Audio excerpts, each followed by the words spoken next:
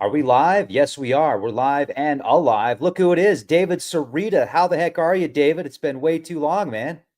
It's been so long. I think I've gained more gray hair since the last time we Somebody spoke. has. I was I was telling David this is just special effects right here. So but folks, we've got a lot to talk about today. Ever since Three Eye Atlas hit the mainstream news, I was like, wow, this does not look like a comet. Um, Avi Loeb, I started to research some of his papers, and I was one of the first people to report on the paper that he had brought up the very strong possibility Three Eye Atlas could be some type of alien spacecraft. Literally, the same day I reported on the news, all of a sudden a bunch of mainstream news starts picking up on it. Obviously, Avi was the first person to write about it. You might have written about it at the same time that he did. You guys are like, your work that you're doing is incredible. But I find it fascinating when I look at this object. It looks like a spherical object traveling through the solar system at about 130,000 miles an hour, they're saying right now. I just found a bunch of new articles saying that the dust clouds that are being emitted are very bizarre. The maneuvers, the way that this thing is moving seems to be quite bizarre. I think Avi said there's a 0.05% chance this thing's natural. So wow, we've got a lot to talk about, folks. And also, before we get started, I did want to give a huge shout out to our sponsor, Noble Gold Investments. I don't know if you've converted or looked into converting your 401 or IRA, but there are some great opportunities right now. If you're getting close to retirement or just thinking ahead, you've probably done a pretty solid job of saving. And there's most people don't consider how much of that money is just sitting in cash. So it might feel safe, but holding too much cash guarantees one thing: you're losing purchasing power. Inflation eats away at it, and the dollar's value keeps slipping. And David, could you just mute your microphone for just a second, sir? Thank you very much. I appreciate that. So anyway, folks, inflation eats away, and the dollar's value keeps slipping. And that's why more people are looking at real assets like physical gold and silver to protect their savings. One company that makes it easy is Noble Gold Investments. They have an A+ rating with the Better Business Bureau, countless 5-star reviews, and you can buy gold and silver, coins or bars, and have them shipped directly to your house securely. It's a smart way to convert cash into something that actually holds value. Noble Gold is fair, transparent, and they don't pressure you.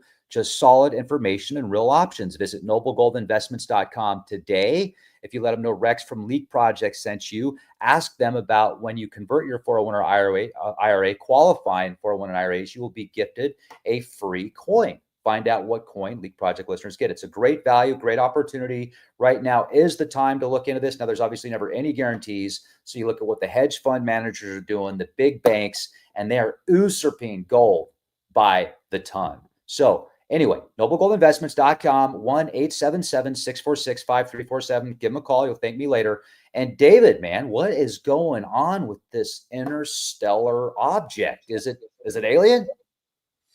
Well, there's no question. I'll demonstrate today that it is from the Supreme Creator. It is either sent by the Supreme Creator, because what I did first, let's just start with Avi Loeb, because he's a mainstream astrophysicist. He's Harvard. He's also co-authored many papers with other astrophysicists that are mainstream. And I'll demonstrate here why he believes it's extraterrestrial. And then when you go into my research, which is mind-blowing, and I've sent it to him, and one of his colleagues has read my research and is blown away by it, absolutely blown away by it. And I don't think somebody like him could be associated with somebody like me academically, because even though what I've discovered mathematically is way beyond what he's discovered. But first, let's just look at why he believes it's extraterrestrial, because I don't think the mainstream press has really done a very good job on this. So let's go to share screen here. I think this is the right button. Share screen. Here we go, right here. Okay, so this is what the orbit looks like right now on the sky live. It's not showing up. Let's see if I can change it's this. Probably going to take a second. There's probably a delay. Let's see. Okay. Let's see. Yeah, because it's saying it's shared. Let's see. Share screen. 3i Atlas share.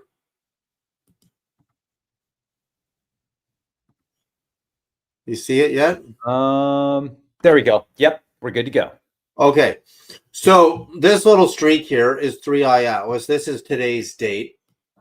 And why Loeb believes this is extraterrestrial is how perfectly, so I'm going to go back in time here, right?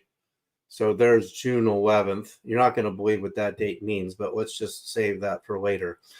If you look, it's actually angled at 5 degrees off of the ecliptic. See, here's your ecliptic. It's such a low angle, this angle, that it's coming in, and it's going to bounce off the ecliptic and continue out across the orbits of the planets. And where it's targeted right here is what interests me the most. And I'll get into that later, because that's hyperdimensional planet 591, which you and I have talked about since my wife died. She called out my name at 591 days. 591 days divided by the golden ratio, 1.618, is the orbit of Earth, 365.256. But according to Loeb, in the physical planets, its closest position to the planets, including Mars, Venus, and Earth, and even Mercury and Jupiter, are so perfectly timed that he believes, based on those in one sweep at a precise calibrated velocity, it's going to hit them all. And watch this. So its closest date on his target is right here, the 2nd to the 3rd of October. And guess what that is? It's Yom Kippur. And I'm going to go into this. And Loeb has not even mentioned this. Being Jewish, Yom Kippur is the Day of Atonement of sins for the Israelites. And it's the day Moses, his God, who landed on the earth in a spacecraft, just understand this, and gave Moses the 10 Commandments, which is the second time, because the first time he destroyed the commandments, and that became the date of Yom Kippur. So this year's Yom Kippur is October 1st through the 2nd, and Loeb has the closest position to Mars on the 3rd of October. So it's one day, right? Now, how could that be? So he said, look at the size of Mars's orbit, which takes 686.98. So it's almost 687 Earth days to go around the sun. This is why he thinks it's extraterrestrial, because of all the chances and randomness. This couldn't be happening by chance. And then we're going to go now, and this is where the mainstream news is getting this all wrong. They're saying the closest position to the Earth is the 17th of December. In Loeb's paper, you see Earth here? The closest position to Earth is the 20th, but he just changed it. See, the 21st is winter solstice, which is proprietary to Earth. How did it do this? This was his first date. But on this window between around, in his new update, around the 5th of December, notice how Earth is, when I click this, it's slowly getting closer, but then Atlas is slowly going away. It pretty much flatlines its distance to the 25th of December, which everybody knows what that means.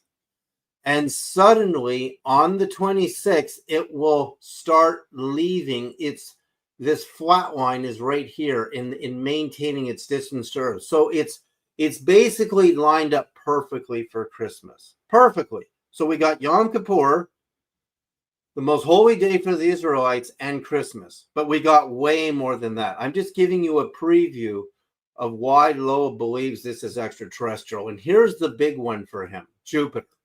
Okay, so his date for its closest distance to Jupiter. Now, the green line is the orbit of Jupiter, which is different than the distance to Jupiter itself. Again, Look at how long. Do you know how long the orbit of Jupiter is?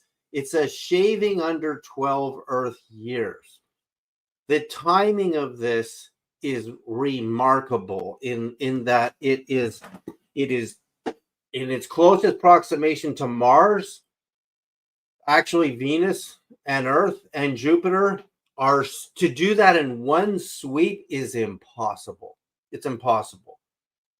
So what he called for in his papers in Congress is, in fact, this letter was written by Congresswoman Luna of Florida, who is on the UAP UFO panels and is probably one of the most intelligent women, as well as Nancy Mace, actually, in cross-sectioning and cross-examining witnesses and data for the study of UAP UFOs. She has called for what Loeb has asked for is the Juno spacecraft mission, whose mission ends in September of this year, to use its remaining fuel and rendezvous with 3I Atlas on the 16th of March, 2026. So that's this coming spring.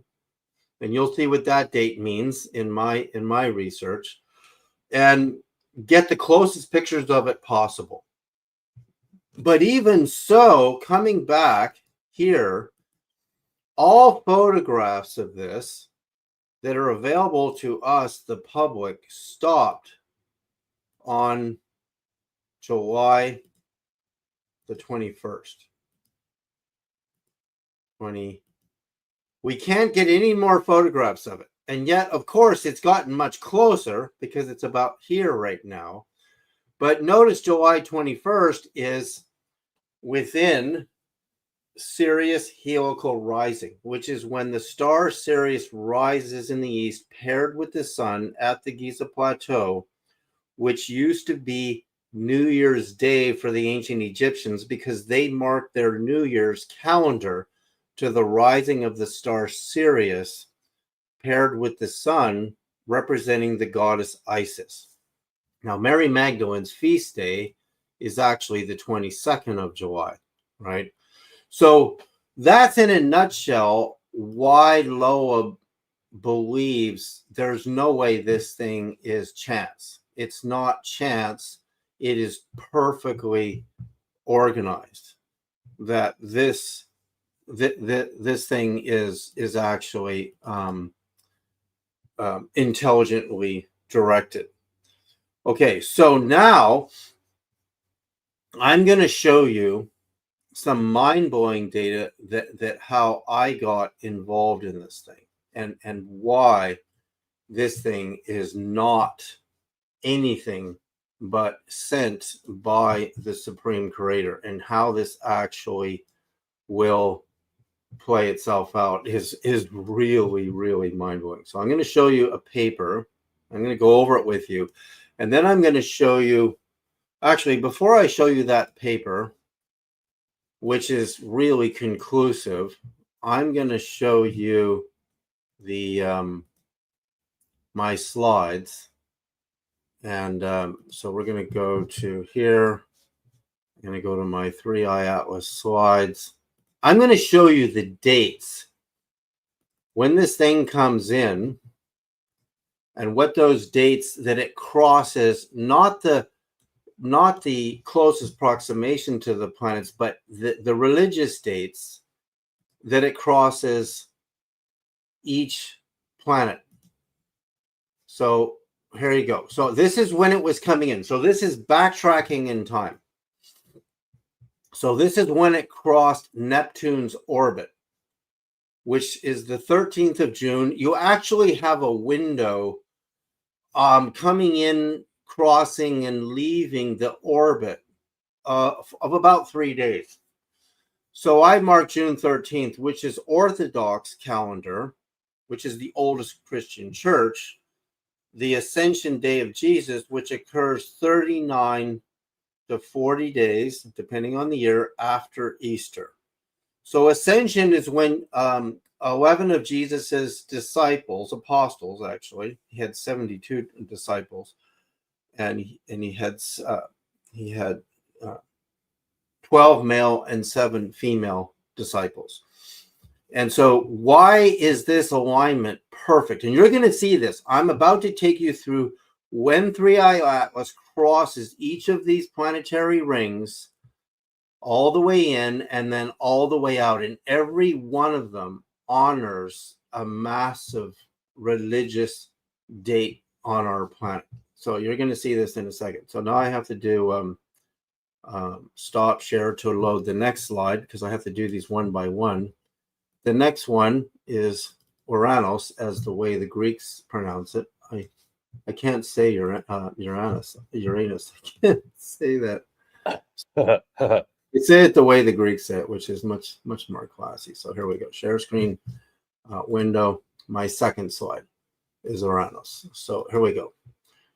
So now it's going to cross. This is when it was coming in. So this is backdating it in time. The Buddha's birthday is May the 6th in 2032. And Buddha's birthday is May 6th in 2014, right? So it's also, this is also within Jesus's Ascension Day window. The Buddha's birthday, in fact, many years, Jesus' Ascension Day is close to the Buddha's birthday. They intersect many years. Of course, they're on a lunar calendar, which creates a sine wave window in time. So this is, again, remarkable. And I mean that as scientifically remarkable, because this is a very holy day for Buddhists and Christians, which means some years. Remember, I have a day and a half coming in and a day and a half. I have about a 3-day window here. So I guarantee you Jesus's Ascension Day window is in that window. And so is the Buddha's birthday, but not every year. So again, this is remarkable because this thing has to, 3i Atlas can only be doing this if it knows what it's doing. Now 3, this is crossing Jupiter on the way in. On the way in. This is very important. So let me go to my next slide.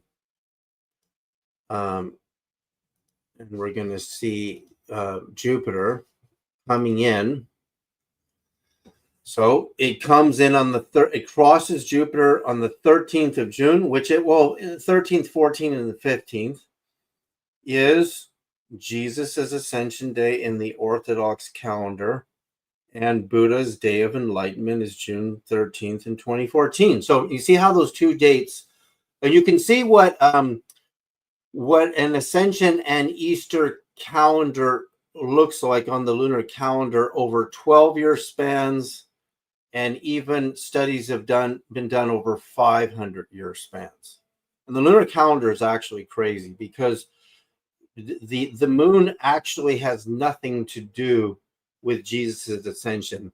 If anything, 3i Atlas is trying to correct us cosmically of when it really happened, which would be between the 10th and the 13th of June. So again, this is remarkable. How is it doing this? So we're going to keep going because now we're going to come to the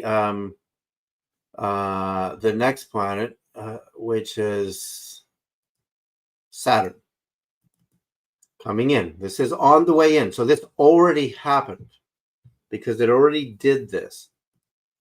And then we're going to get to where we are now and where it's going. So here we go. So now Saturn. And crossing Saturn will line up with the date of what's called Mirage, which is the night vision of Muhammad when he ascended on the Temple Mount through the 7 levels of heaven, which again is celebrated every year on a lunar calendar. And it will do this between the 26th and 27th of January in 2025. So this actually happened. It actually lined up this past year. So it ended up being that their calendar was correct in this intersection of dates.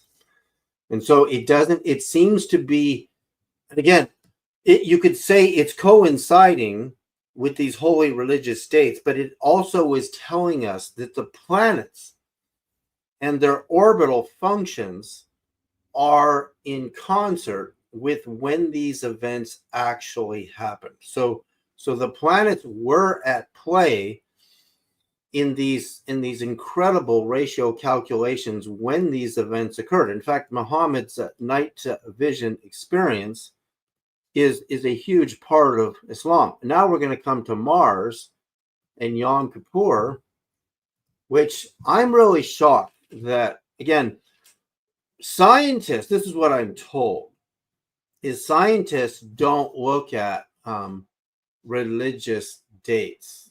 They don't look at that.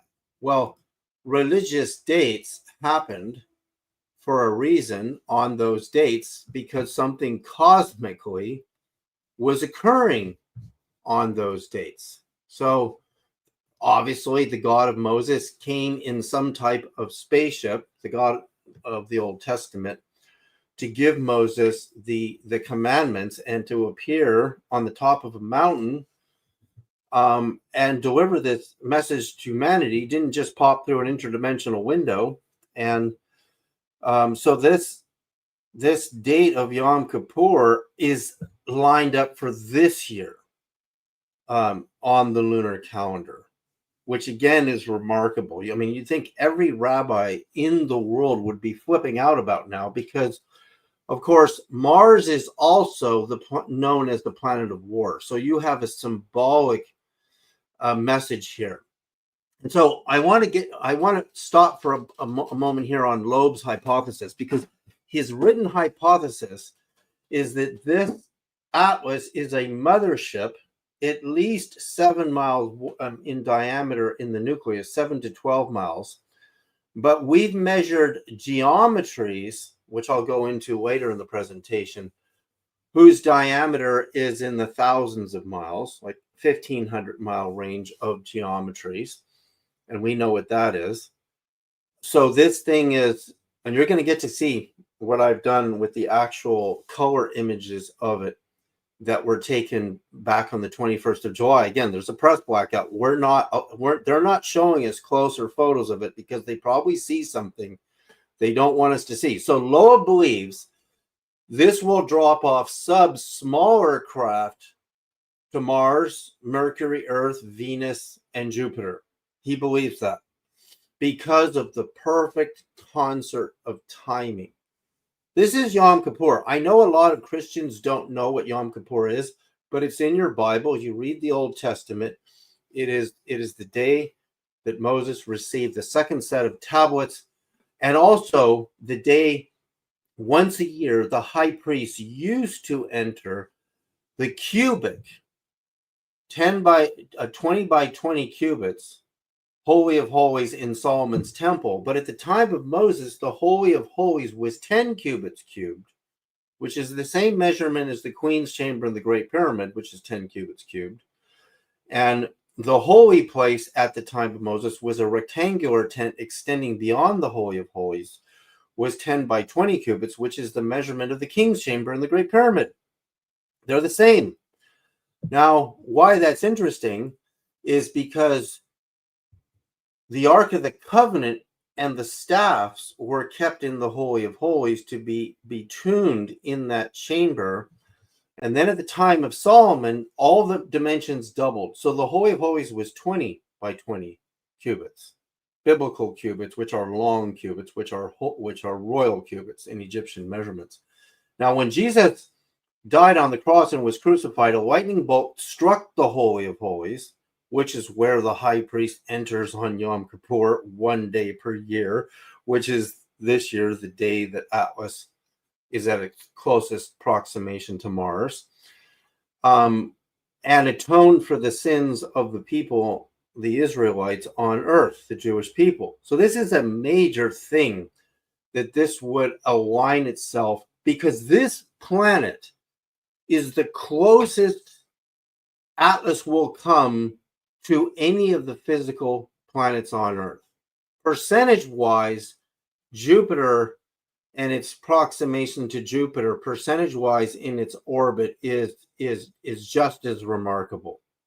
So I don't think this is just a coincidence in a sense of a random event, because it's hitting all of the major religions of the world. Now then, I'm going to go to another slide for a minute, which is where, based on our previous conversation and my wife actually calling out my days at the 591 days mark, that's actually where it's headed. It's actually headed for Mars, for 591. So, and then we're going to continue going out in my presentation to the continuing outward dates. So look at this. Nobody could know this but me, because I have calibrated a whole new model of the solar system based on the number 591. So my wife died on the 9th of August, which the celebration was 2 days ago, which is the anniversary of the nuclear bombing of Nagasaki in Japan. And then 591 days later, audibly, which I think was a date in March, she calls out my name and tells me to do this calculation. So if I take the number 591, which is an orbit of a hyperdimensional planet, divided by the golden ratio, I get the exact orbit of Earth. Divided by the golden ratio, I get the exact orbit of Venus. Divided by the golden ratio, divided by the golden ratio, I build this huge model of the real solar system, where the hidden heavenly planets are. So notice the 3i Atlas is heading right for, I've calculated this mathematically, the position of a hypothetical, this turquoise blue ring is an orbit of 591 days. Mars is 686.98 days, right? Earth is 365.256 days. And Venus is just under 225 days, and Mercury is just under 88 days, and so on. Okay, so this is really important, because nobody knows this but me, because this is personal, because it was my wife who died and sent me this message that this is where she is. Why is it headed exactly for this position? Why? How could this be actually happening? Because it's an absolute message in confirmation. Now, let me show you something. I'm just going to bring up my calculator before we continue on. This is going to be important, because 3i Atlas, we're going to go over this in a few minutes. Its rotational period on its axis is perfectly tuned to this model of the solar system and the hyperdimensional solar system. So if I share screen, share my calculator, you're going to get this. There it is. Okay. So there it is. And if I take my calculator, 591 days divided by the golden ratio, which is 1.618033987, bingo. That's the exact orbit of Earth. Accurate to 99.999%. I mean, in sidereal precise time. If we were on a lunar calendar, the lunar calendar is not accurate to the day at all. Okay, so I'm going to divide it by the golden ratio again. I'm just using the repeat function on my calculator. That's almost 99% the orbit of Venus. Divided by the golden ratio again, I get a hyperdimensional positional planetary orbit that lines up with the ascension day of Jesus, and the miracle of the sun at Fatima, and the Buddha's birthday. Okay, again, this is about almost 80. Mercury's orbit is 87 point something. I'm going to bring these up for you in a minute. And I keep going. And these hyperdimensional, I'm just going to keep going.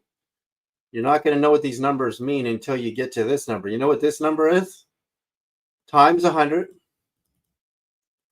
is the height of the Great Pyramid of Egypt to its capstone.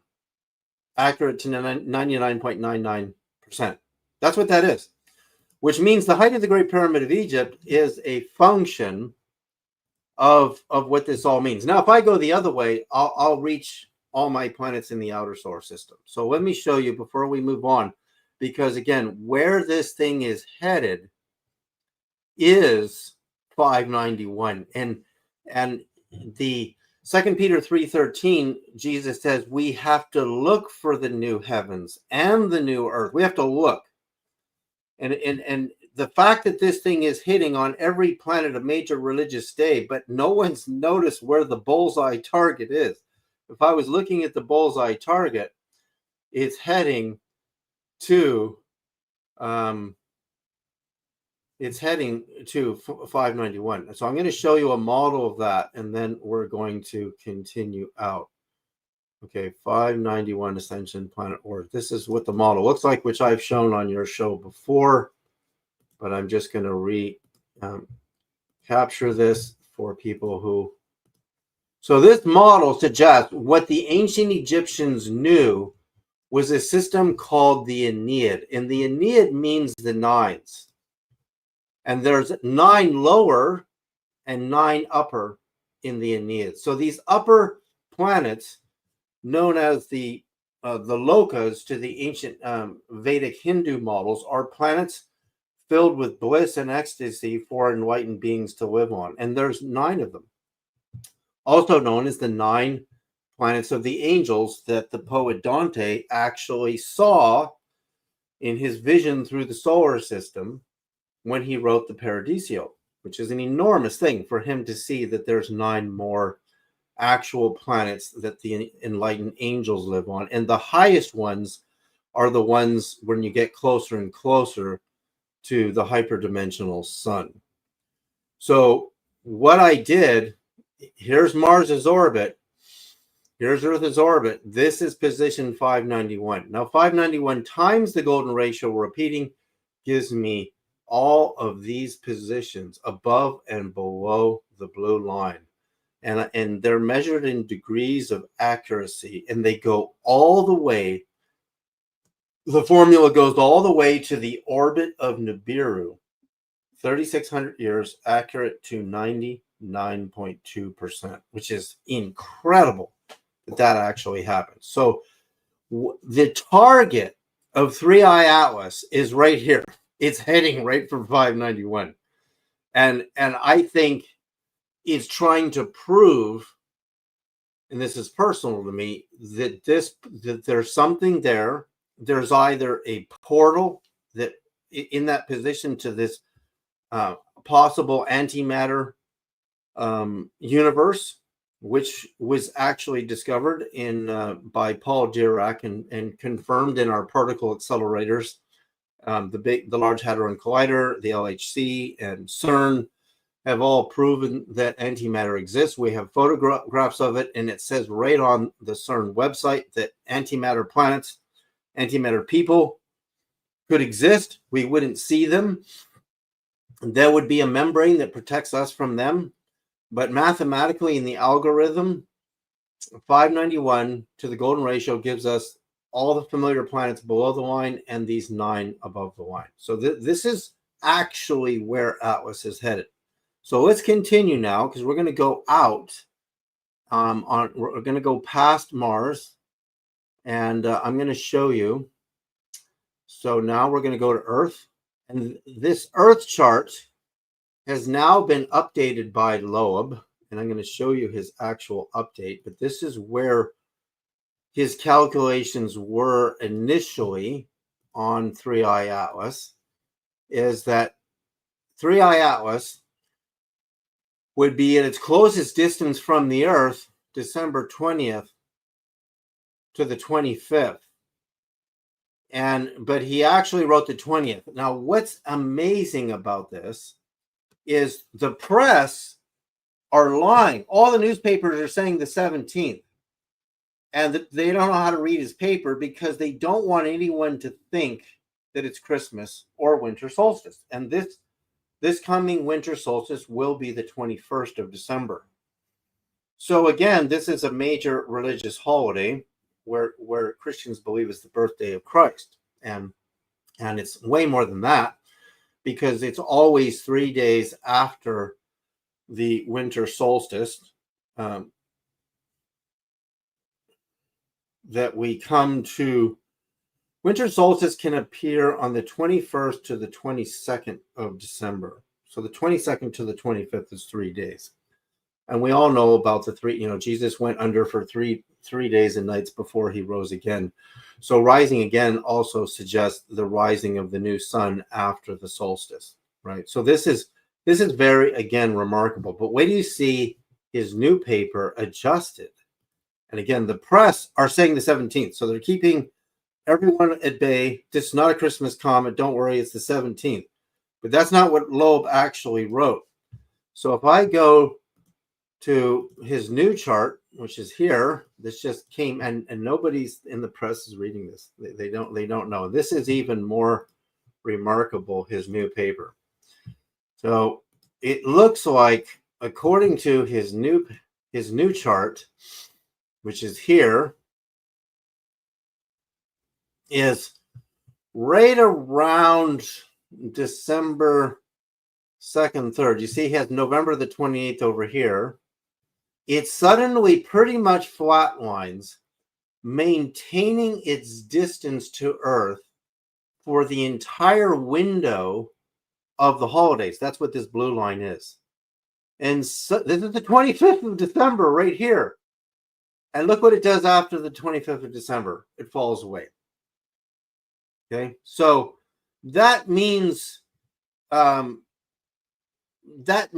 the window for it to drop off its subcraft to the Earth starts right here, which is, basically the 2nd of December, as far as I can see.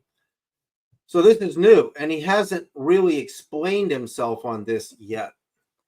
But that means this thing is lined up for the holidays and will leave on Boxing Day, which is really funny to me because it shows intelligence. It shows design.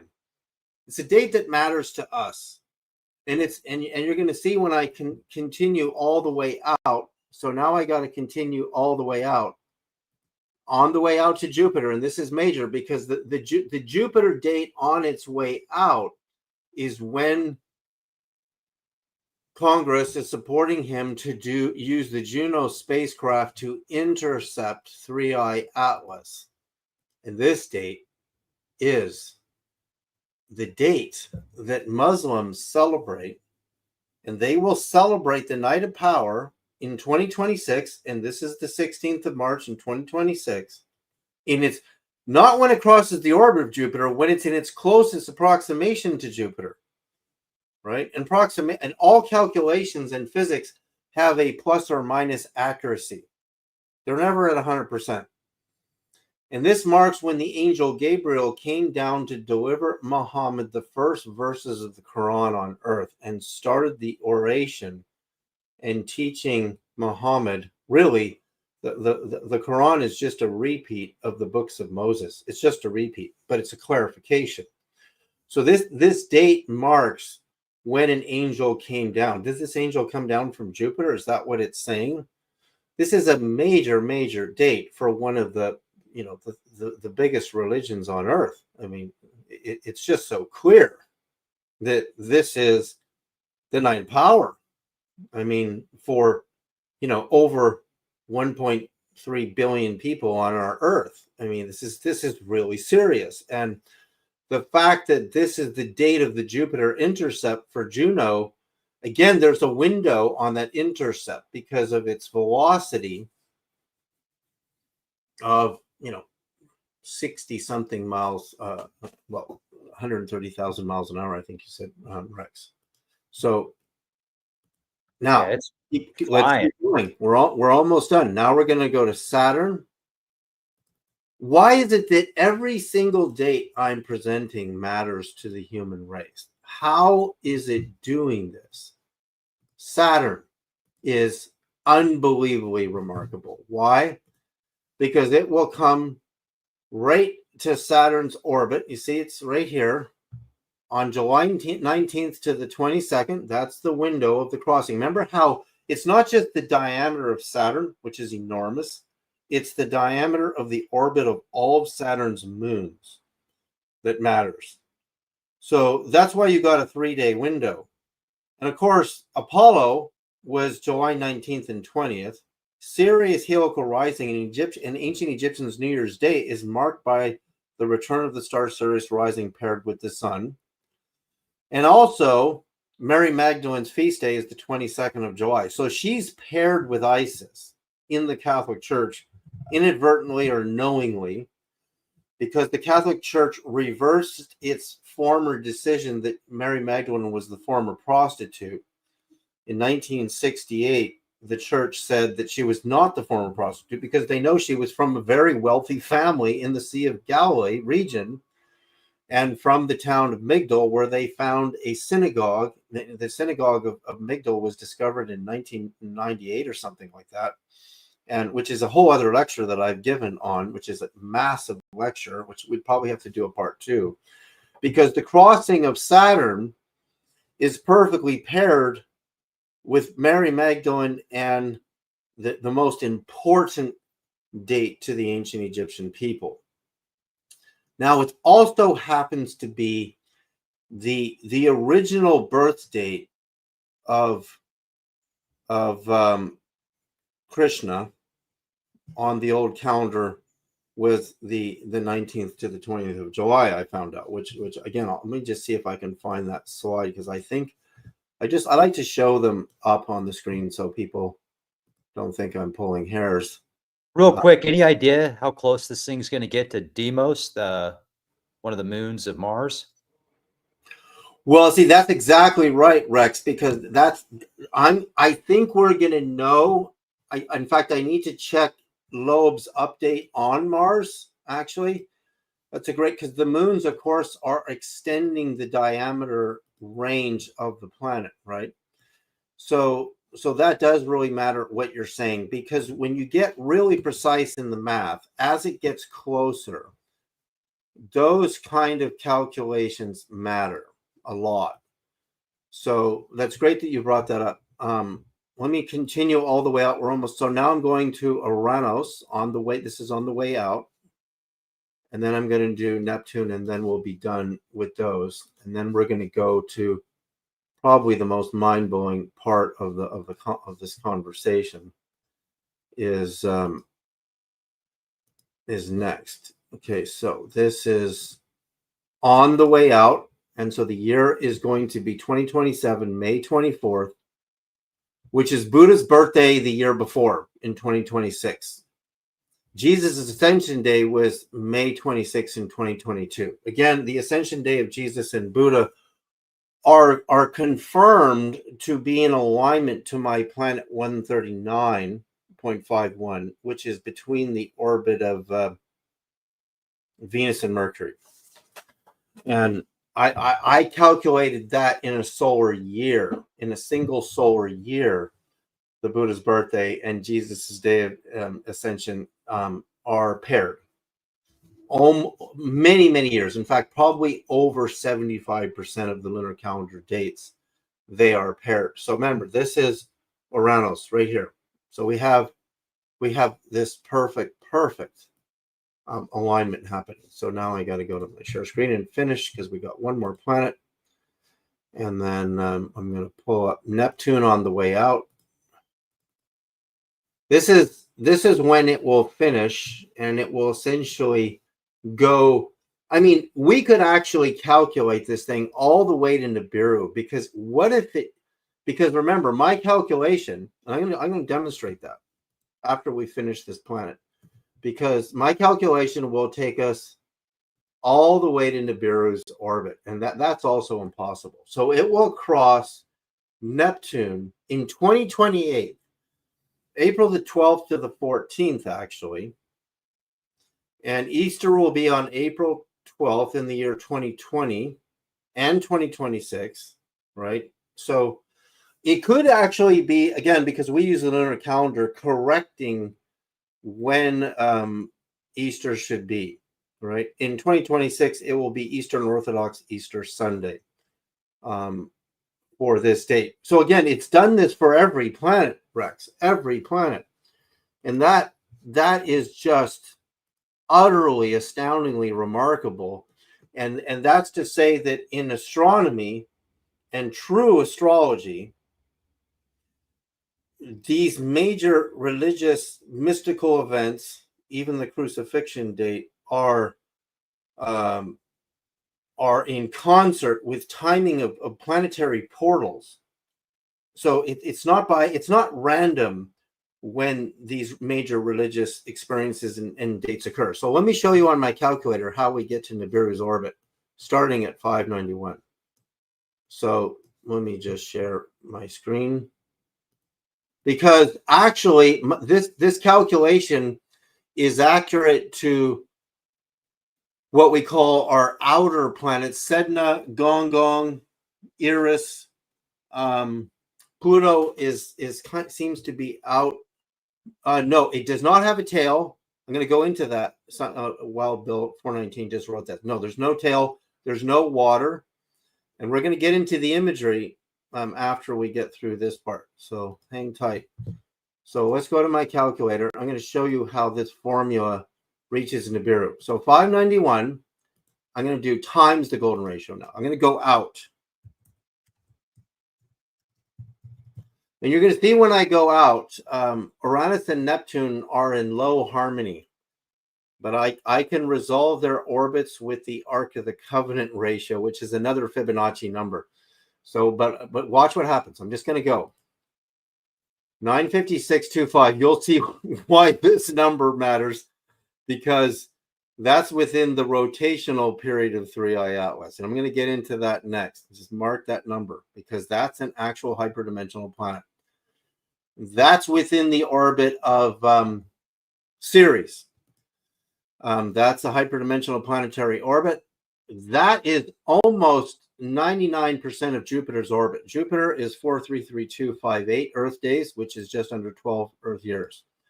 Hyperdimensional planet, that is Saturn's orbit, accurate to almost 99%. I'm going to keep going now. Keep going. That's very close to the orbit of Uranus, and that's past Neptune. And I'm going to show you later how I resolve that. I'm just going to keep going now, because I'm going way out there in the solar system. And I'm actually going to pass Eris and Gong at a certain point. That is the planet of the gods. Watch. This is divided by an Earth year. So I'm going to convert days to years. That's all I'm doing.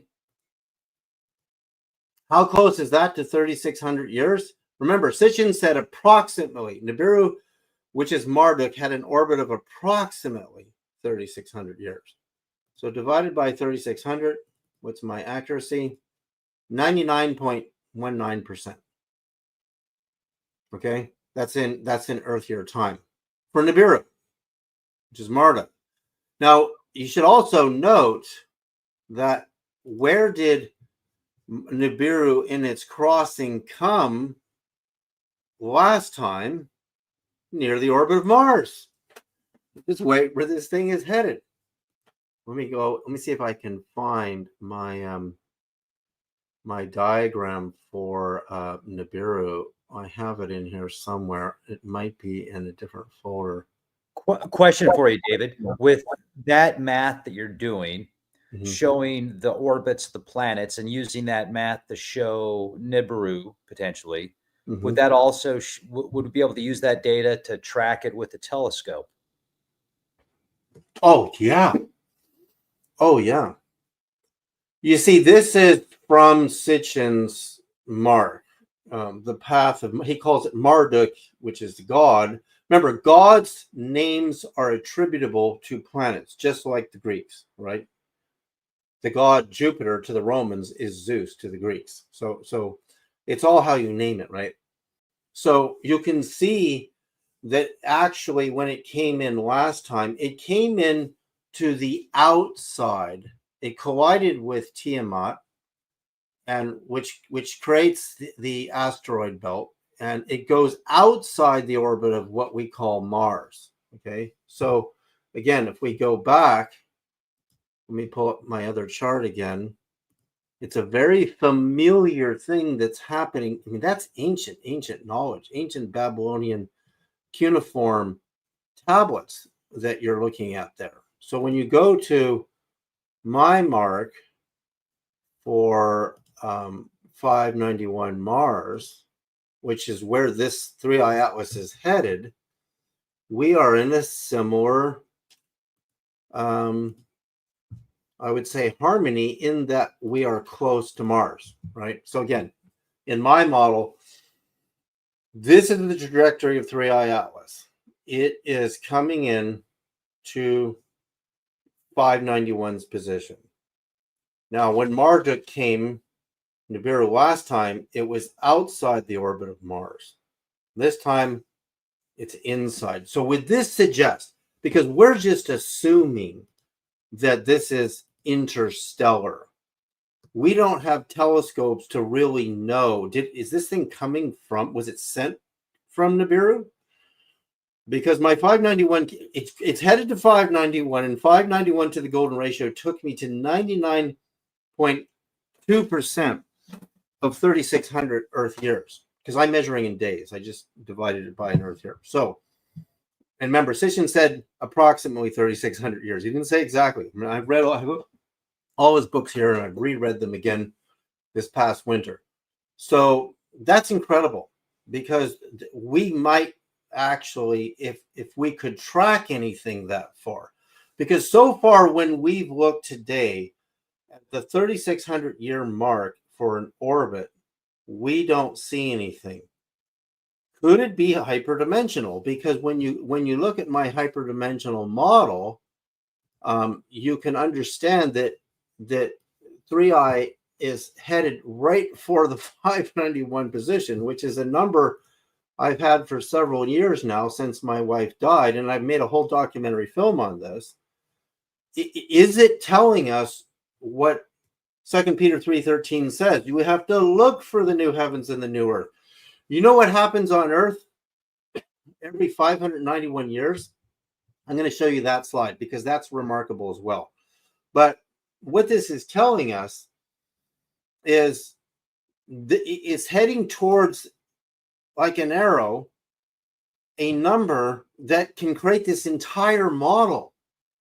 And once you have anything that has any number that's close to any of these numbers, to the golden ratio, you can build the whole thing. So watch, I'm going to pull up a slide, 591 arc planets. Because Neptune, which is the hardest planet to resolve, is resolved by the Ark of the Covenant. And you'll see why that is. So here we go.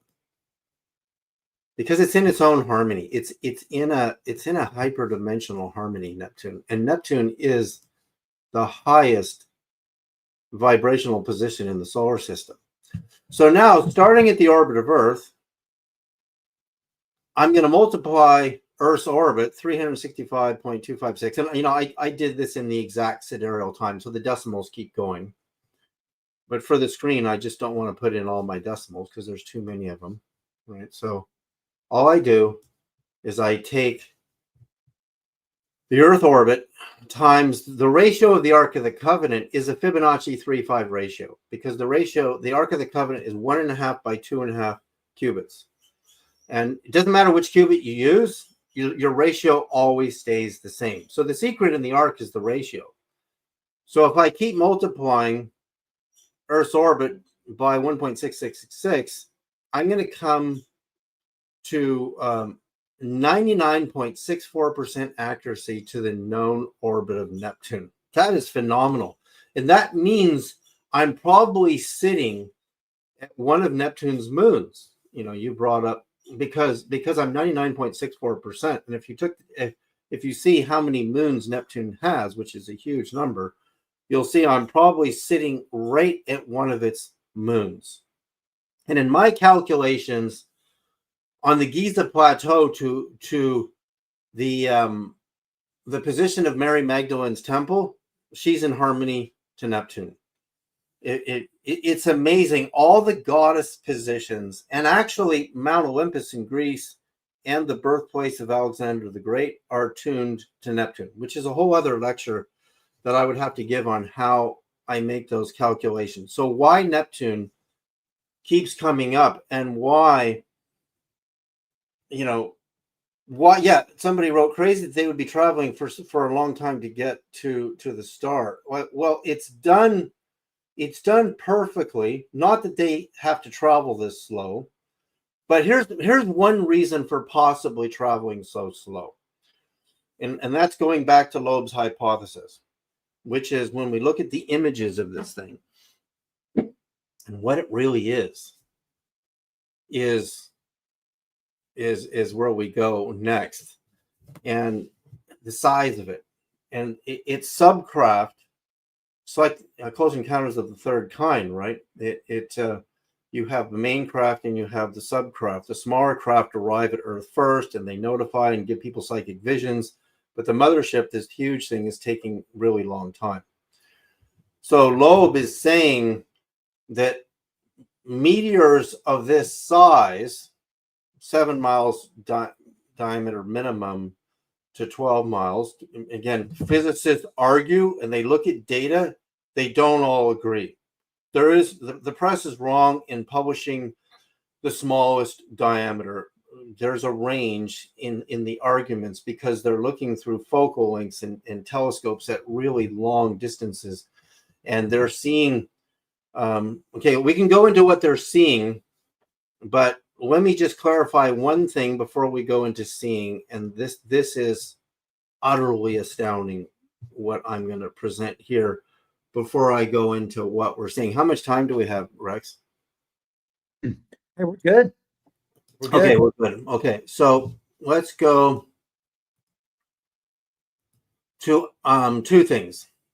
This is how I got started in this. And because all three, Oumuamua, 3I Atlas, and 21 Borisov, are called interstellar visitors, meaning astrophysicists believe they come from beyond the solar system. So I timed them on their closest position to the sun, which is when they reach perihelion, apart. And they're all golden ratio squared apart. And I got this data to one of Loeb's, contemporary co-researchers, physicist who teaches at a major university in New Jersey. I'm not going to name him. And he saw this, and it's definitely correct math and definitely mind-blowing. So Oumuamua was closest to the sun, perihelion, September 9, 2017. And 21 Borisov was December 8, 2019, 2 years later. So they're 820 days apart. And then December 8 to 3I Atlas December 8th, 21 Borisov to 3I Atlas's closest date to the sun, which was actually changed to the 29th of October, which actually made my calculation even better. First, it was the 23rd, then the 29th, and actually made this calculation even more accurate, are 1 to the golden ratio squared, which is 1.618033987 times itself, which gives you 2.618. You see, it's 2.617073717, right? So now, next I took Oumuamua's closest approach to Earth, which occurred on the 14th of October, 2017. And remember, you always have a window due to the diameter of the planet and its moons of about 1.5 days either side, so 3 days. The bigger planets, your window is longer. So 21 Borisov's closest to Earth, the 28th of December. Notice it was the 28th of December, everybody. How close is that to Christmas, right? So nobody even noticed.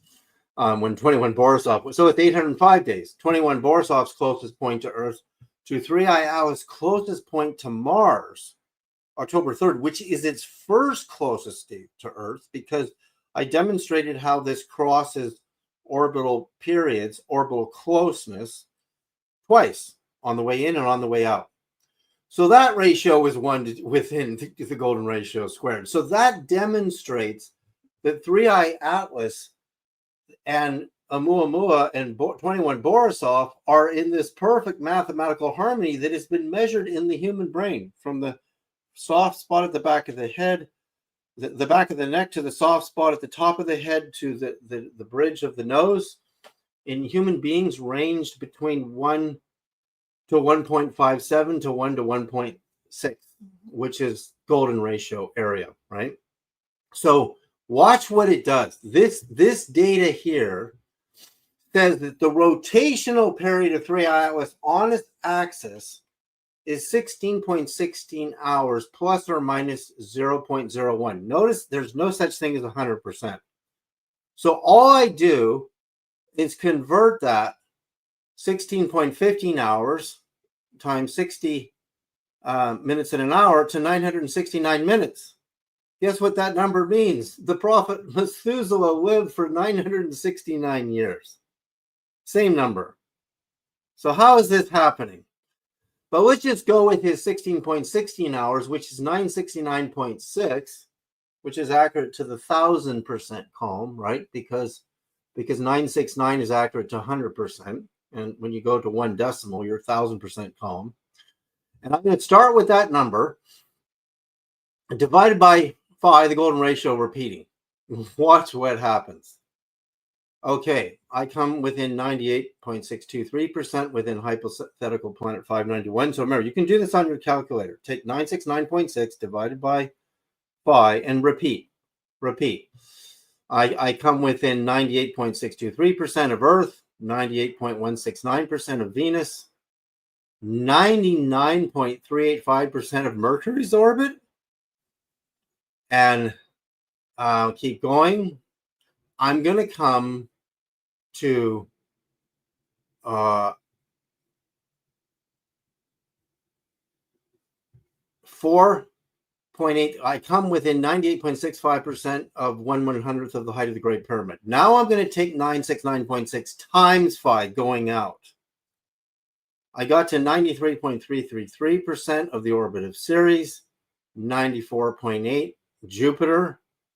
Bingo. 99.942% of the orbit of Saturn. Holy cow.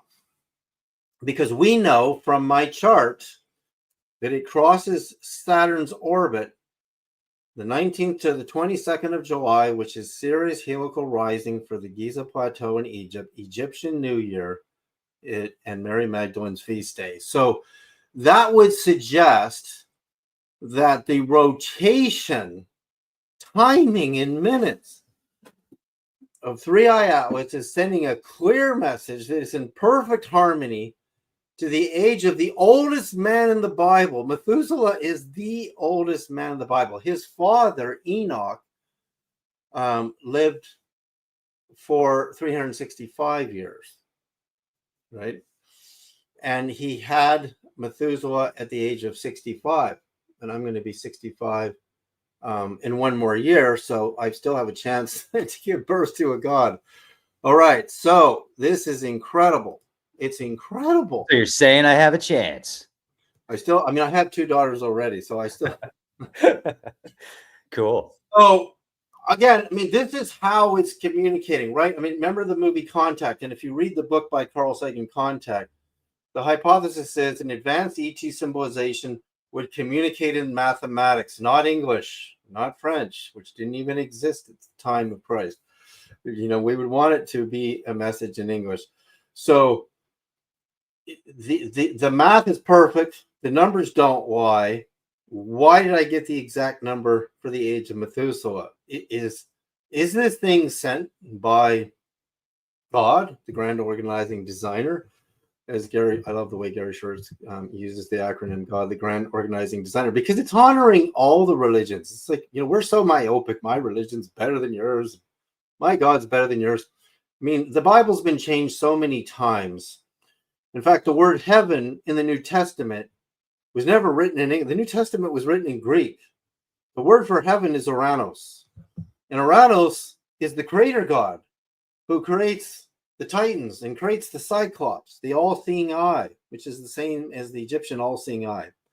And it appears... Real quick, would that be considered the sun? No, Oranos is the god of the heavens who created all the sub-gods. So he's... Right.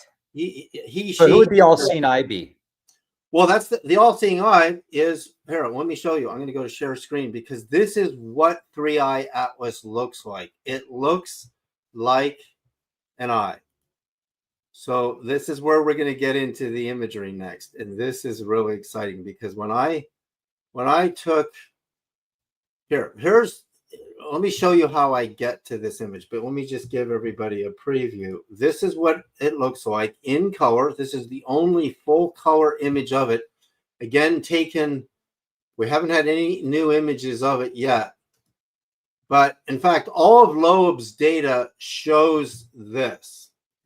So I took in the best color image of it, and you can see waveforms in the red. These look like incredible energetic. It looks like a cosmic egg, David. It looks like an eye. Now look like an egg in the middle of the yolk, but notice how it's off to the side. You see the black negative space? Yeah. You see this little hook here, which is the shape of the eye? Yeah. There's a second negative black space in there. And all this gray stuff is a refraction of the light in the form of data from, this is not pixels. We're not looking at pixels. Pixels are way smaller than this. This is taken with new technology. And all I did is adjusted contrast and color bands and intensified. I'm going to show you where I started. And you're going to see how I got there. And then you're going to see the eye of God in all of its respective religions. So let me show you some of the black and white images of it. So this black and white image taken by Hubble, and you're going to see geometry around the eye. So the eye is the nucleus, but way wider in diameter is the actual geometry in the field. If you look in here, this is where the eye would be, somewhere in here. You see all these ribs and polygonal angles. I know it's a little fuzzy, but they come way out here, way out here. This is not gas. It is not outgassing. I'm going to go to Avi Loeb's page and show you that. There's real structure in that data. I mean, I'm a professional photographer from way back in the 1980s and 70s, 80s, and 90s. And I've developed, hundreds and hundreds of rolls of black and white film. All data, you see, there's a triangle here, another kind of triangle here, another kind of substructure here, lots of ribs. Again, it's really far away. We haven't had any pictures for 3 weeks. They're hiding all the pictures from us for 3 weeks. Now watch where I got the imagery from. So let's start with the image from that was published. In fact, let me pull up that article. Color photo. While you're looking at that, do you know when people with telescopes can see this? Because I've got a pretty nice telescope. Oh, I think you should start looking now, really looking now for that's not a good picture, but where's the image I started with? I'm going to find it. It's because it was all over the internet. Here it is. So here it is. So it's from the Gemini North Telescope, which is as seen by the Gemini North Telescope in Hawaii. So let me just share screen this, because then I'm going to show you how the image evolves to the eye. So we have black and white data. One of the things I really appreciate about black and white photography is by separating the colors convert to tones, and tonal ranges, which is called grayscale, is where you're going to see your structure. So let me just share screen so you can see, just for the record, the article of the Gemini Telescope. That didn't share. There it is. You see, Gemini North Telescope image. Now that was July 19th to the 20th when that occurred, right? So let me show you what happens. I used a Nikon. I used a Nikon software, photo editing software. So you'll get to see the Gemini Telescope image in color. Now, I think intentionally, one of the ways to hide data publicly is to reduce the contrast. And by reducing the contrast, I can see the data right now in this image. There's all kinds of hexagonal, polygonal geometries in the red.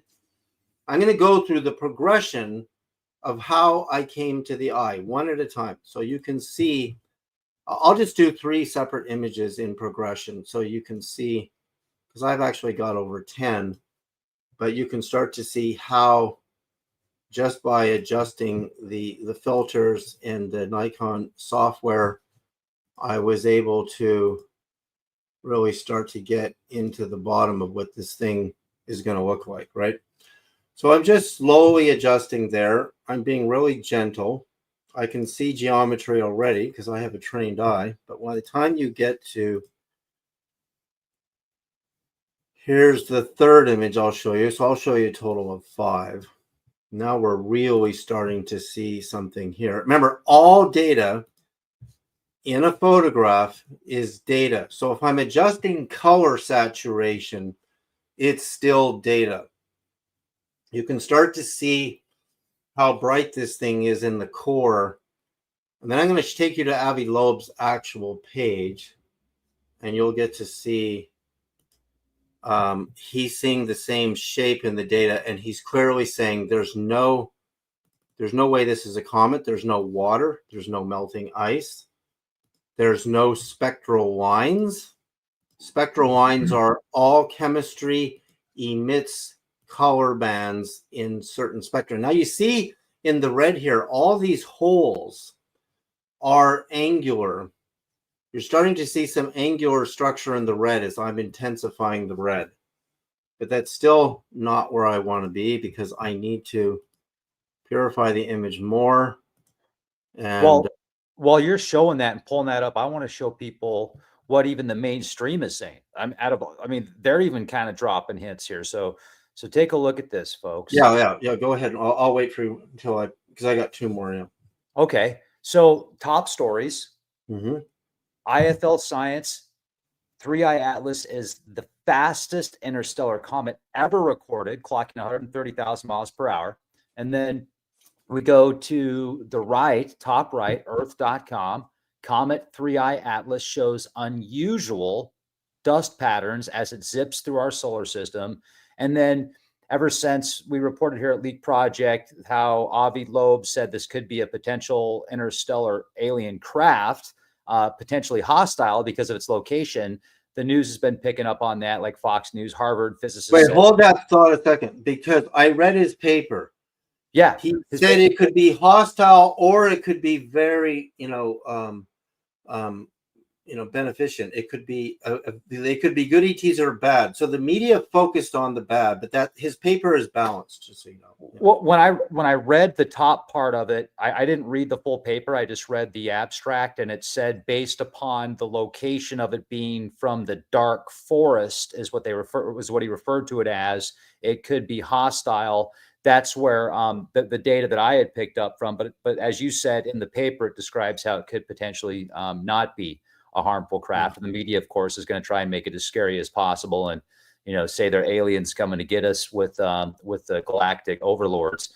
But yeah, either way, it's and then the 0.005% possibility based upon the math suggesting it's natural. So there's a 0.005% chance of this being natural according to the data. That's really low, isn't it? That's pretty wild, man. That's pretty wild. That's not even close to 0.005 is 0.005%. So anyway, that's incredible. When you go to now, you're going to see some real structure starting to form in the red. You see these holes, how angular they are. This is data, and again, in Loeb's physics papers that are not even written by him, they're seeing geometry. Remember, they've seen way more than this. In fact, through his colleague, I sent him this exact same presentation.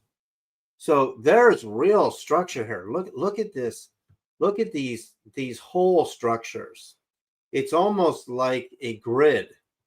And again, I think the nucleus being an eye is actually projecting out, because now I'm going to show you geometry in the blue. Yeah, this one shows Um, oh no, that's the same one that we have now. Hang on.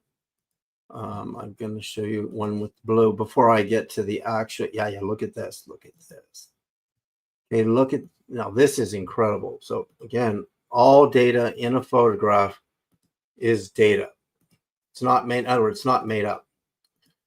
Okay, so now you see these 90-degree angles in the blue right here. You see this 90 degrees? They're like steps. Those are not pixels. We're nowhere near at pixels. And this is a force field or some type of energy field. Oh, it's structure, right? It's structure. There's structure in the data here, and you'll see in Loeb's in the papers. So we'll go to his website next. That there is clear mention. And finally, I just want to show the eye. Let me go to my. Let me search on my computer for 3I Atlas. Oh my god, I've got t-shirts, Rex. If people go to davidsereda.co, you can get t-shirts. But let me, I'm gonna have to go to my Facebook for a minute because I have it there. The image I'm looking for some reason I don't see where I put it, but this is a composite of here. So let's go to what we all know, and what everybody knows.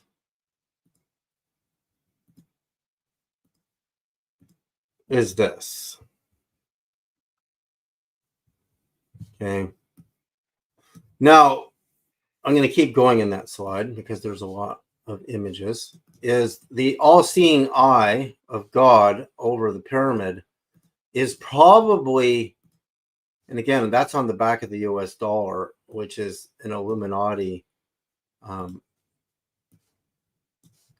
This is actually, the slope angle of this pyramid is not the Great Pyramid. It's actually the Washington Monument, which is 72 degrees.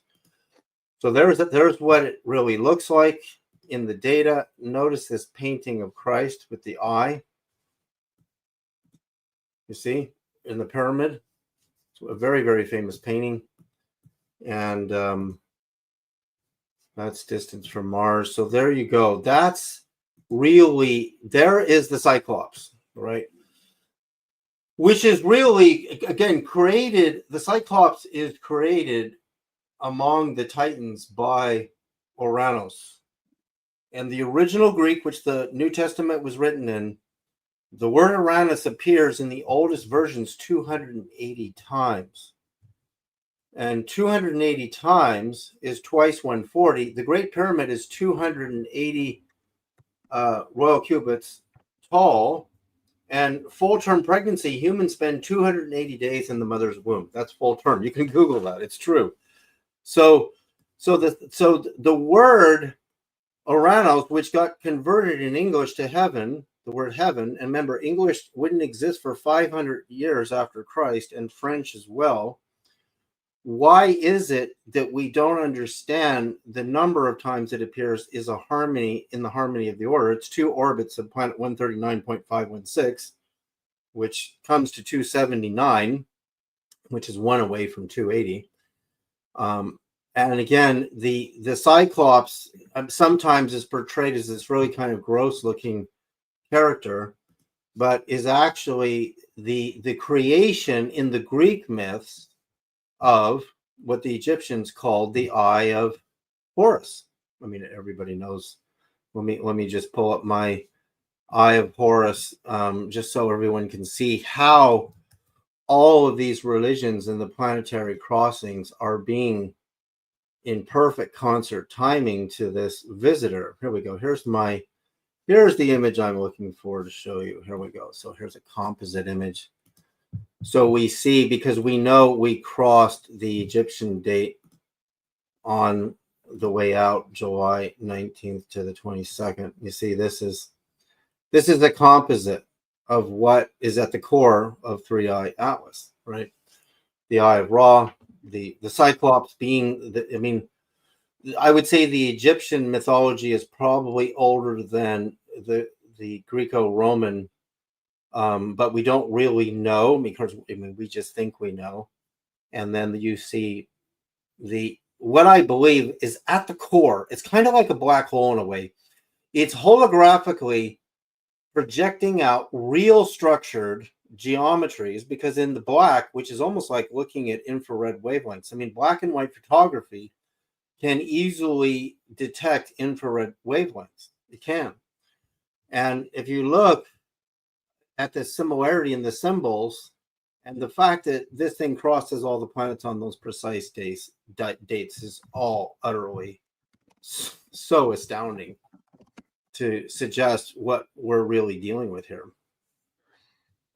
I'm thinking, so the I thing I find fascinating, and I'm also thinking about the cosmic egg and how there's so much depiction of the cosmic egg in occultism and mythology, and even Mork and Mindy, right? Mork shows up in the cosmic egg. Yeah, my God. Nanu.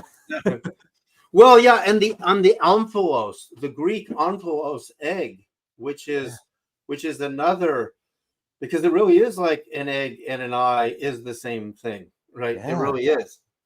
So let's go. Let's see that on Loeb's paper. So let's go to his page. I'm going to show you Loeb's page. He's on this is his actual page. He's on Medium. So that's where he does Avi-Loeb medium.com. And this is the article about intercepting 3i Atlas with the Juno spacecraft, and his letter from Congress woman Luna is stated. So let's go to his, I can navigate here on his page. So you click on his name to see all his articles, and he's posting like crazy here. So let's look at this one, because if you can see in this one, you see the nucleus is like my same eye. You see that? Oh, yeah.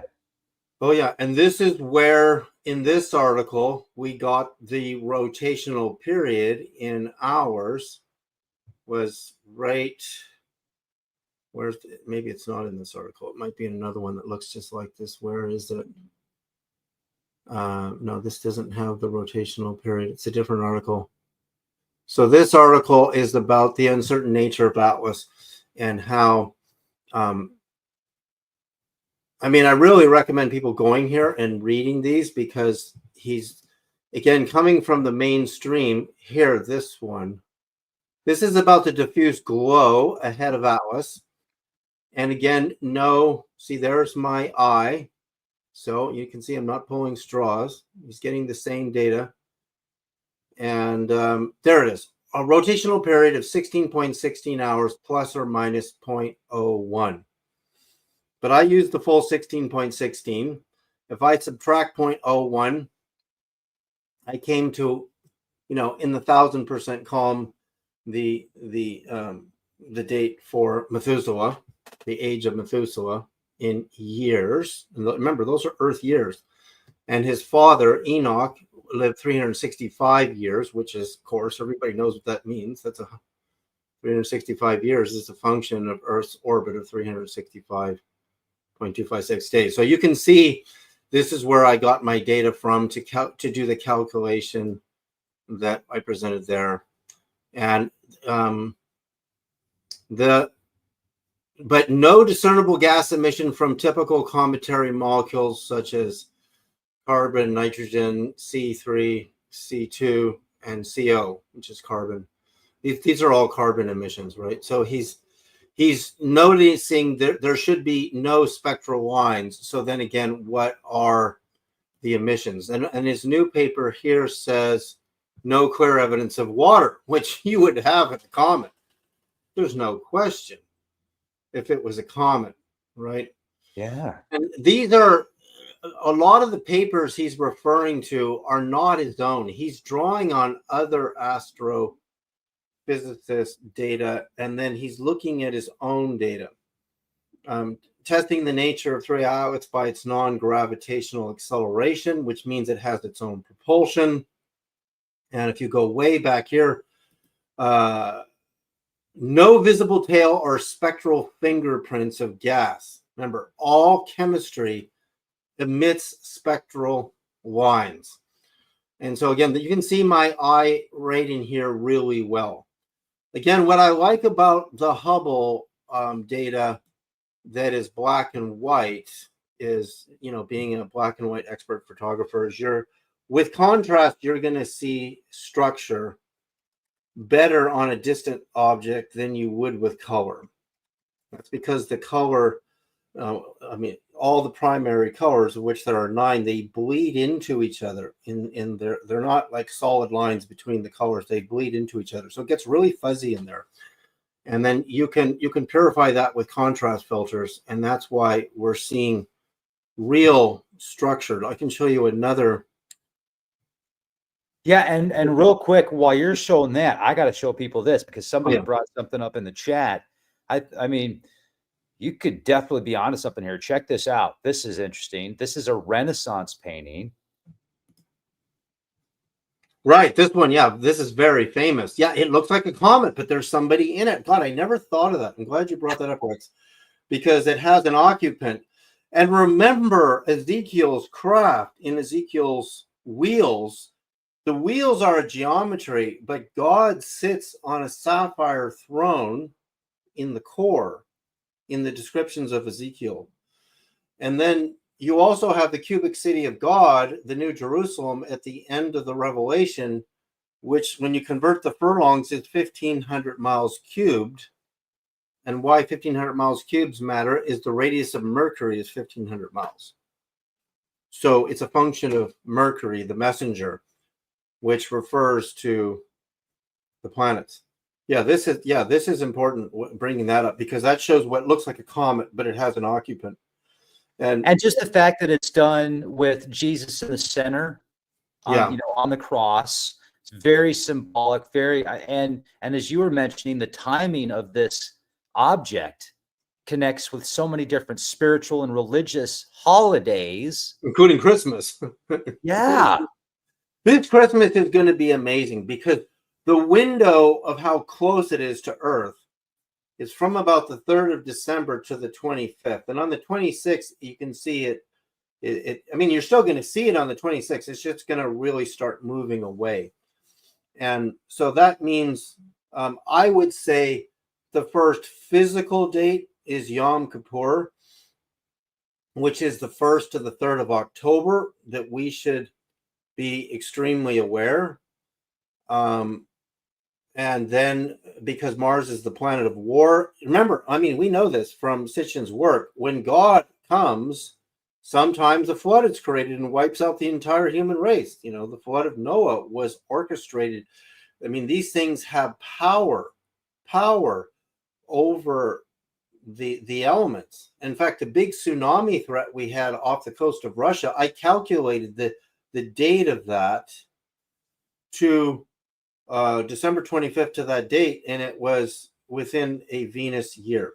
It was within one orbit of Venus. So you could see that whatever the timing was, it was in concert with the solar system. And this thing is in concert with the solar system. It's operating in a perfect harmony as demonstrated to our religious dates. And our religious dates are scientific. The problem with the science community, and I have a woman on my Facebook who works at NASA.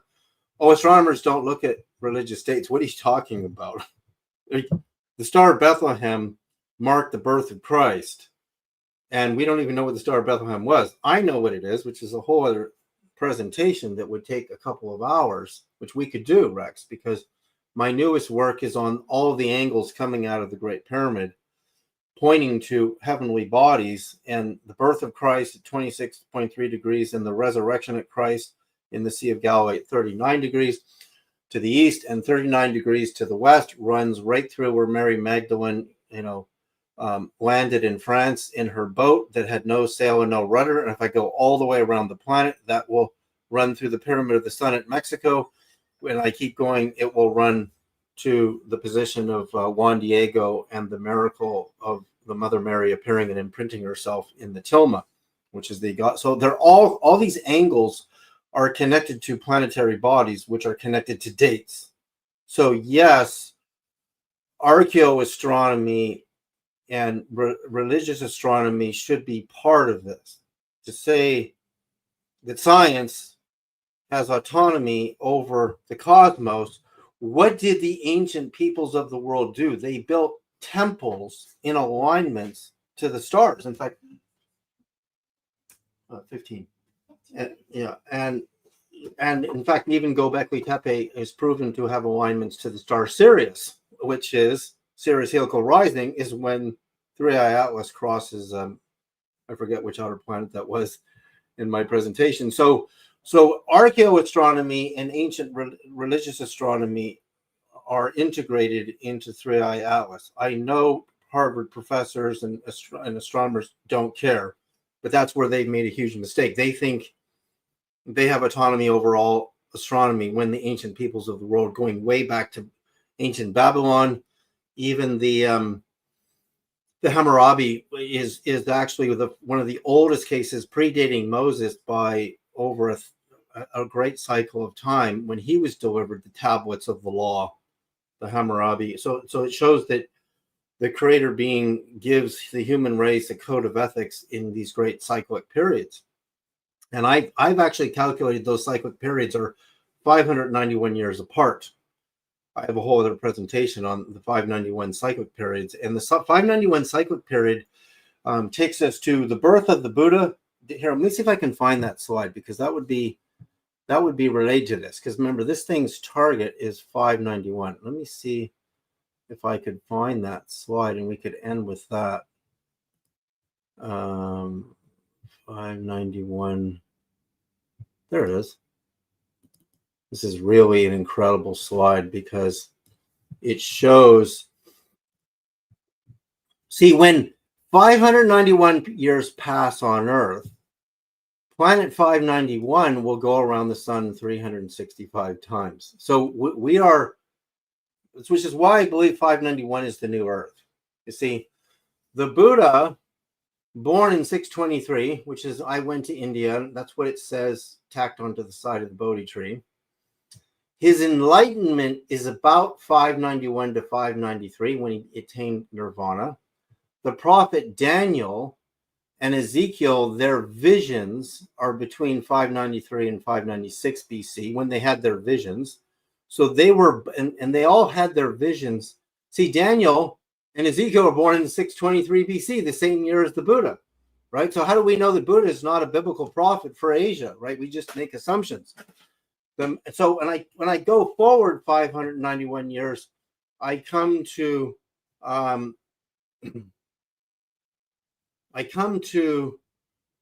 the vision of Muhammad's journey through the seven heavens, right? Which was marked on our calendar. And now one more cycle of 591, I come to Christ on the cross. And then two more 591s. I mean, I can show you this on a calculator. I'm going to come to the Declaration of Independence. Actually come to 1773, which is then the 591 cycle going all the way back, which is when the Declaration was being drafted and created, and it was released in 1776, which is a document of enlightenment for the first civilization in the history of the world, where the people had a voice and a power, and they weren't merely subjects to what people were taught to believe, that the Roman Senate and the Egyptian, hierarchy were the embodiments of the god, and the people were subjects, and they weren't to question. So now this document is created in the harmony of the cycle of 591s, which should be a longer presentation to show it more precisely. But it shows you when that period of time passes on Earth, 591, which is exactly where 3i Atlas is headed, will experience the inverse. It will experience 365 orbits around the sun, which is incredible. It is incredible. Yeah. And also the technologies that you work on are incredible. I know that people from all over the world order your products because you've got wands and coils and pendants.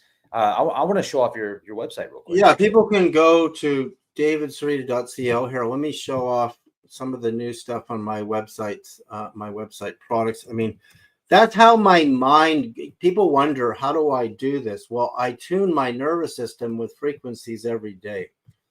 And the ancient Greeks, Pythagoras, believed that we are the actual musical instruments ourselves, right? And so the Lightstream wand was one of the first coils I produced, which many people get incredible turnarounds in their health, including myself. I'm going through health challenges.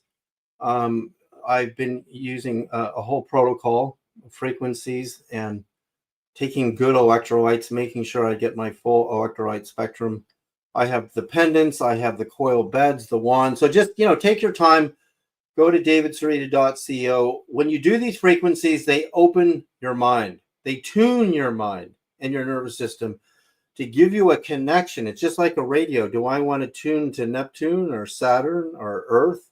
Or do I want to tune my nervous system to Mercury or the star Sirius or the Great Pyramid music scale or the Golden Ratio brainwave series? I have a huge frequency library, and we program jewelry, pendants with these frequencies in using millions of volts of electricity and a chamber using true scalar technology, Tesla scalar technology. I was a former director of the Los Angeles-based Tesla Foundation, appointed by an MIT physicist, Bogdan Maglich, whom I worked with for many, many years on nuclear fusion and advanced detection. These cubes are true scalar because they spin counter-rotational and they're tuned properly. I also have something really new. Oh my God, I didn't even get to go into my transmission, Rex, but really briefly, I need to leave at the top of the hour. Let me show you what I did. And yes, we transmitted to 3i Atlas. I did this the other day. Oh my God, this actually happened. And let me show you what happened. So there's two transmissions I did. The first transmission is using this amplifier here. I have wires running down the hillside to one of my coils attached to a huge cedar tree, which is connected to three other massive trees in a network. And I sent the tones as frequencies of the Earth to the 591 to the Methuselah number, and I sent them into the network. Only those numbers. And I'll show you what it sent me back. Mind-blowing what it sent me back. And what it did is when I did that first experiment, I'm sitting in meditation, because there's two transmissions I did. The second transmission I did was using this radio and playing the tones audibly on a tone generator, telling it that I know you're headed to 591. So I just did 365.256, 591, and the position of the number of Methuselah. And it sent me back the next number in my sequence in the hyperdimensional model as a tone. But when I was sitting in meditation in the tree network, because I plugged my feet into the wires coming from my tree network, and this has to be done properly. If you go to my website, there's going to be a course teaching people how to do this. I'm going to charge a little bit of money for the course. I think it's going to be $150. So you can go to my website and you can build a tree network yourself. And a plant music network interface as part of the tree network. So I sent the wires into my feet, and I sit in meditation, and I hear Methuselah. So I Google Methuselah, and that's how I got the number to know that the rotational period of 3i Atlas in minutes was Methuselah's age in years. It's incredible. I heard it. Wow. So the second transmission is the Jimmy Blanchett technique, using these Baofeng radios at 432 megahertz. I went on the Sky Live and I pointed my antenna at night in the direction of 3i Atlas, and I sent out the tones, which did not include the number it sent me back. And I used a frequency app on my phone to screen capture the number that was coming through on my radio as a frequency. And this is it. And you know what happens? when I take this number, which is in my hyperdimensional model of the solar system, people, it's in there, 2509. The number in my model is 2503. So my accuracy is really good because I'm 1000% here, right? Now watch what happens. I'm going to do that. I'm going to do this on the screen. So let me go to my calculator, and then I'm going to put in, let's go to share screen. That'll be the last thing I do. So we sent it a message. It sent back this frequency repeating 250983. Okay, so I'm going to go in my calculator and I'm going to put in that number. You're going to see what it does. 2509.83. Okay, so now I'm going to stop share, and then I'm going to share my calculator. It's tuned to Earth. It's tuned to Earth almost freaking perfectly. So there we go. So the highest, what I do with these harmony of the order calculations is can you see my calculator? Yeah. Yeah. So I'm going to divide this by the golden ratio, 1.618033987. And I'm just going to keep dividing it. There's my Methuselah number, accurate to about 99%. See how close that is to 591? 592. That number is so close to Earth's orbit. So I'll put in Earth's orbit, 365.256 divided by this number is 99.747% of the orbit of Earth. I sent the message from Earth. It sent me a number, which is the next number in the sequence of planets in the tones that I sent it. So it knows what to say. And it sent me back in seconds. Rex, it sent this message back to me in seconds, and calculating the distance from Earth to 3i Atlas right now, it's about 22 minutes away at the speed of a radio signal, which is the speed of light. So it should have taken about 45 minutes to send me a message back. But my radio chirped that frequency in seconds, faster than light, probably because of my tree network. I don't know, because trees emit a bioelectric signal, which I can measure in voltage in my tree network here. It's really incredible. So this means I'm using a giant tree across my road. I had to dig a pipe under the road, run the wires through all the way up to my building here in my office, because I'm like 300 feet away from that. And I've got bioelectricity coming in. So Avi Loeb has a paper. Should we be sending it a message? They haven't sent it a message yet. I've already done it. It's already happened. And I'm using two techniques. I'm using a tree as an antenna, a series of trees, and I'm using a traditional, handheld amateur radio.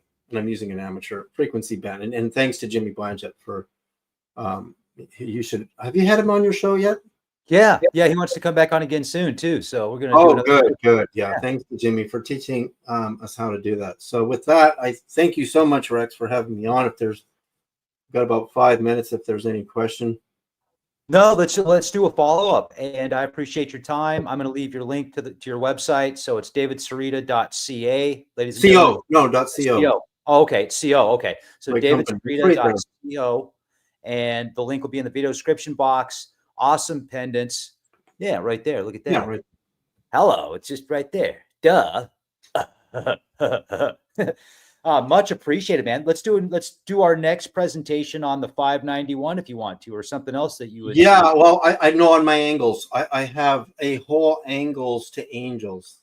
Angles and angels have the same letters, and I think the angles are pointing to these invisible hyperdimensional planets in Egypt and the Great Pyramid. And we could do that next. So for people. That's perfect. A friend of mine actually had mentioned that. My friend Angela had mentioned how she believes that the angels were originally referred to as the angles of the sun and the path of the sun. Right. They're angles that point to their invisible positions, which again is the ancient Egyptian Ennead. There's the upper nine. Ennead means 9. There's the upper 9, which are hidden, and there's the lower 9. And 591 is one of those upper 9s. And that's exactly where 3i Atlas is headed. It's like God released a bow and said, look here. And of course, we don't look where we can't see, but it's telling us, look where you can't see. 2 Peter 3:13. We look for new heavens and a new earth. It doesn't say it's going to land in your lap. You have to look. And you know what? Temperately, because we have a couple of minutes, Earth is getting too hot. Mars is too cold. But the Goldilocks zone, where the temperature of the oatmeal is just right, is inside the orbit of Mars. So that's the position of the new Earth. I believe it is the prophesied new Earth in the book of Revelation is at the 591 position, which is why my wife had to wait 591 days after she died to send me this message.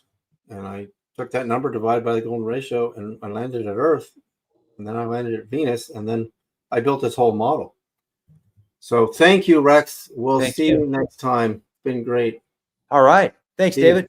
I pray for your house, Rex. The fire in Colorado. Pray for your house. Everybody pray for Rex's house. Thanks, man. There's a huge fire. I hope it's still there. Take care. Thanks, brother. Good seeing you, David. Yeah, let me know what happens to your house. I want to know. I will. Send me an email. Let you know as soon as I find out, man. I should know by the end of the day. Okay. Send me an email. Take care. All right. Thanks, David. See you, brother. Bye. And thank you, everybody, for being here with us. I hope you have a beautiful day. If you do me a favor, and if you'd hit the bell for all notifications, I know a lot of times people have the bell clicked anyway, and they don't get notifications for whatever reason. I don't know what's going on. I mean, but whatever. So please just check back daily for new content. Check us out on Rumble. We're doing live streams on Rumble. And if you become a Patreon member, that helps us substantially. And that'll give you access to thousands of hours of exclusive content, unedited, uncensored videos that we only have on our Patreon page with amazing guests like David. Matter of fact, I've got several interviews with David on our Patreon page. We've done about a dozen interviews. You should go back and watch some of our previous interviews where he has shared images of what could very well be the alien bodies recovered from Roswell. And there's this one where it looks like something is actually shooting out, like some type of light beam is shooting out of this gray alien. And as it does that, this signal is received somewhere else. Fascinating stuff. I mean, David's next level when it comes to math and his decoding. So I hope you have a beautiful day, everybody. Thank you. Be the change you want to see.